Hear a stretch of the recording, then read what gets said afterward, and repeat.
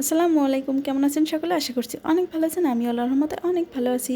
Experience cook and আদার্সের আরও একটি নতুন ভিডিওতে সবাইকে সুস্বাগত জানাচ্ছি। আমার আজকের রেসিপিতে থাকছে মজাদার মুরগির মাংস, চিটে রুটি আর মুগ ডাউল।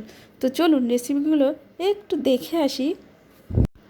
আমি এখানে প্রথমে 2 রকম ডাউল নিয়ে নিয়েছি, মাসকলাইর ডাউল এবং মুগ ডাউল। এটি তাওয়ার উপরে দিয়ে একটু ভালোভাবে নেড়েচেড়ে ভেজে নিচ্ছি। একটু ব্রাউন ব্রাউন হওয়া পর্যন্ত আমি ভেজে নিব। তো এই তো আস্তে আস্তে লো আছে, কিন্তু এই ভাজাটা ভাজতে হবে, বেশি জোরে জাল করা যাবে না। ভাজা শেষ। এখন কিন্তু আমি পানিতে ভিজিয়ে রেখেছি। তারপরে পানির থেকে উঠায়ে একবারে সোজা প্রেশার কুকারে দিয়ে দিলাম। প্রেশার কুকারে 4 থেকে 5টা সিটি দিয়ে নিব, আর এদিকে মুরগিটা প্রসেস করে নিব। এই তো ডাউল কিন্তু সিদ্ধ হয়ে গিয়েছে, আর এ পর্যায়ে লবণ হলুদ দিয়ে একটু সুন্দর করে ঘুটাঘুটি করে নিব। এই তো ডাউলটা কিন্তু ঘুটা শেষ। এখন পরিমাণ মতো পানি দিয়ে দিয়েছি। পানিটা দেওয়ার পরে ফুটে উঠলেই ফোড়ন দিয়ে নিব। ফোড়নের জন্য লাগবে পেঁয়াজ কুচি, রসুন কুচি।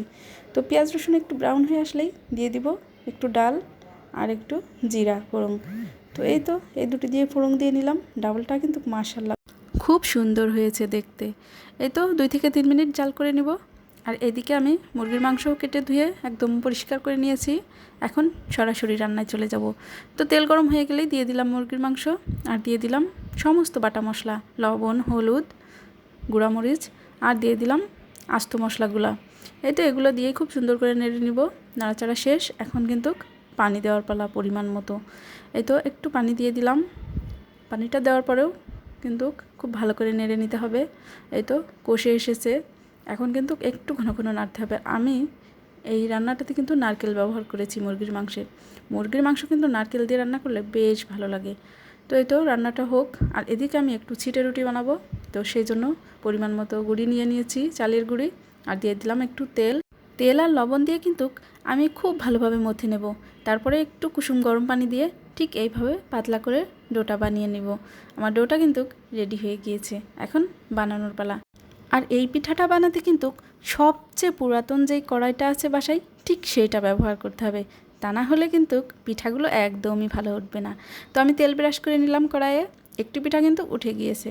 আর এই পিঠাটাও খুব সুন্দরভাবে এই যে স্মুথলি একদম উঠে গেল। তো এইভাবে একে একে আমি সবগুলো পিঠা তৈরি করে নিচ্ছি।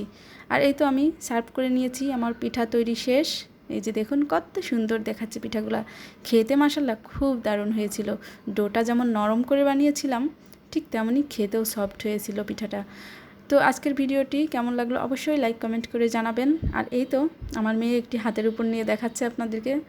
আজকের মতো এখানেই শেষ করছি। সকালে সুস্থ থাকবেন, ভালো থাকবেন। আল্লাহ হাফেজ।